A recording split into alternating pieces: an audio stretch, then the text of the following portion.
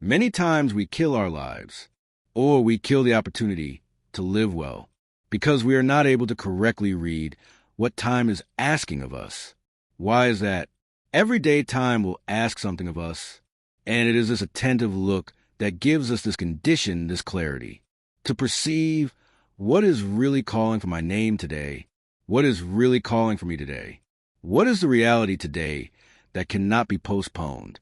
My people, sometimes we are so negligent in perceiving this, because sometimes we waste a month, a year, 10, 20, putting our efforts into a reality that was not even meant for that moment.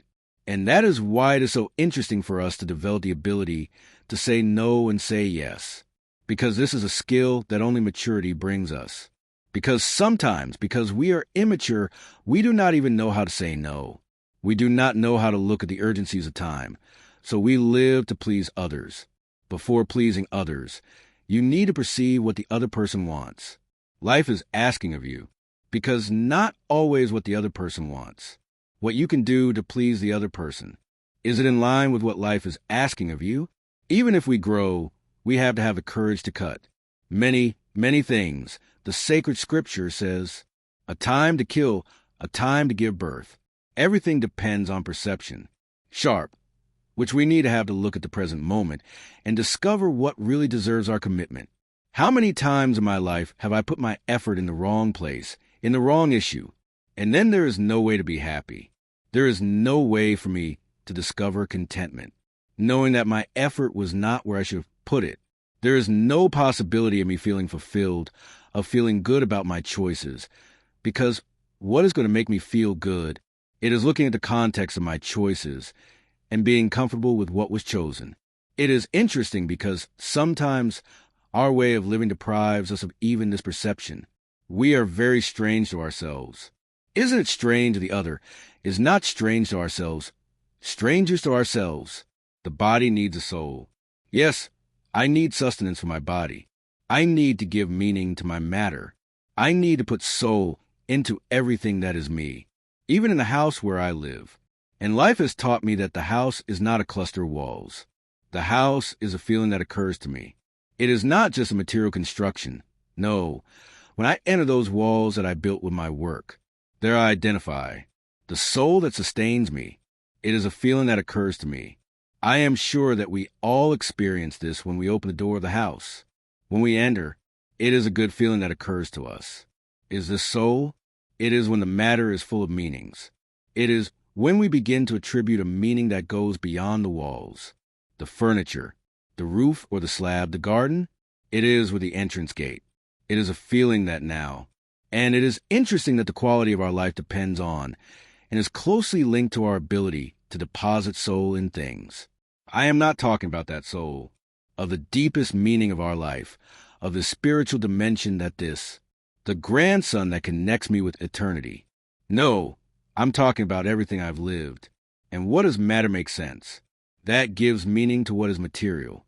Okay, so we use the term soul inappropriately, and realize that my objects are permeated by a meaning that goes beyond matter. It's like Rubem Alves said, right? There are things that are more than things.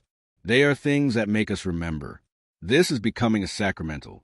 In the same way that I bring back a souvenir from a trip, for me that is just a sacramental of something that was good, that was lived, that was experienced, that did me good. But now, in my opportunity to put soul into this thing, in this unique opportunity that I have to live my life well every day, and thus breathe air into all of this in the same way that I perceive this other soul things. From my home, when I come home from a feeling that occurs to me, living well, bringing me the awareness that today, when I observe the urgencies of my life and commit myself to these urgencies, I am putting soul into my body, along with this separatist vision. It does not fit with Christian theology. I know. This is just didactics. This separation is just a matter of date. Everything works together. Body and soul are there, even though they are. Distinct realities work together. It is unity. We proclaim in the unity of all this. Now, when I realize, when I identify that I am not doing, because I am not striving to live well, I am indeed weakening the resources of my soul, which are precisely to help me live well the life of the body itself, which work together, my people, and we often neglect the observance of time. As the scripture says, the sacred writer says precisely this: a time to cry and a time to laugh. Is there a time? A time to cry and a time to laugh. Are there moments when life itself shows you the need to cry, to throw out your excesses, to not be afraid of sadness, to allow this sadness to fit inside us, in its riches, and that it helps us find the precious stone that only suffering could lead us to know? Then comes laughter. Laughter is not born by chance. We already sang that song too, didn't we? I walk slowly because I was in a hurry, and I wear this smile because I cried too much. A smile is a result of a well-cried tear. A smile is the final result of a process of struggle that we establish, of observing, day by day, what commitment that day asks of me. What do I need to do today to have the right to smile tomorrow? And it's good, because as we go through hardships, knowing that it will be constructive, small smiles are already appearing throughout this process. When we talk about a final smile, it's just a metaphor for a process well done, well lived, a time to embrace, a time to distance yourself. How much suffering, right? To realize the distance as necessary for the growth of the other. It's that child who leaves to study. Isn't it possible to keep children? That's why it's time to embrace and time to care.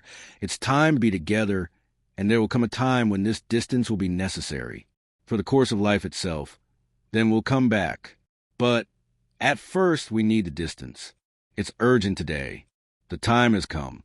We need to study. We need to seek a future outside of here.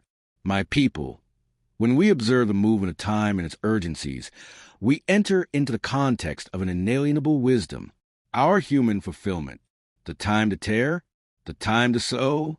If we don't have the courage, often a tear, some realities. Afterwards, we will never be able to live. Today I even wrote about her liberation. Many times we regret losing, and when, in fact, will we observe what we lost? It wasn't a loss, it was liberation. How many relationships need to be torn apart so that later they can be sewn together in the right way, to make all the illusions we have of the other, or all the pretensions we judge about the other fall to the ground. So the other doesn't have to live up to my expectations. The other has to be him. And if by chance there was an empathy with me, there we build a relationship of friendship, if not just a relationship of respect. But we need to tear apart. We need to live the confrontation. Confrontation that will later provoke a liberation in us. Finally, an observation. Life will always ask us to be calm and patient, because in a hurry we overlook all these needs. We are not capable of recognizing them. Have you stopped to think about this? That sometimes life is not working out because you do not even know exactly what you need. Sometimes we are so distressed, so anguished, and we do not know why.